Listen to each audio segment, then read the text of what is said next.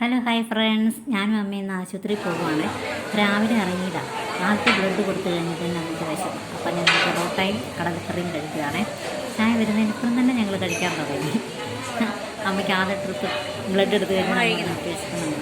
അത് കഴിഞ്ഞ് ഫുഡ് കഴിച്ച് കഴിഞ്ഞാൽ നമുക്ക് ബ്ലഡ് ടെസ്റ്റ് ചെയ്യണം, പിന്നെ ഡോക്ടറെ കാണണം, നല്ല പരിപാടികളുണ്ട്. അപ്പം ഞങ്ങൾ കാപ്പി കുടിക്കണം, ചൂട് പൊറോട്ടയും കടലക്കറി. അപ്പം ഞങ്ങൾ കഴിച്ചുകൊണ്ടിരിക്കുകയാണ്.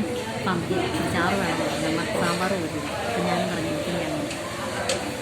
അമ്മ അങ്ങനെ ഒരു സ്കൂളിരിക്കും തോന്നുന്നു കേട്ടോ. അങ്ങനെ ഞങ്ങൾ കഴിച്ചുകൊണ്ടിരിക്കും.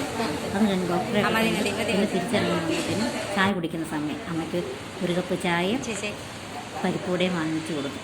അത് നമ്മുടെ ലാബിൻ്റെ തൊട്ടടുത്ത് തന്നെയാണ് കട കേട്ടോ. ആശുപത്രിയിൽ നിന്ന് ഇറങ്ങി വരുമ്പോഴേ തന്നെ നമുക്ക് കാണാം.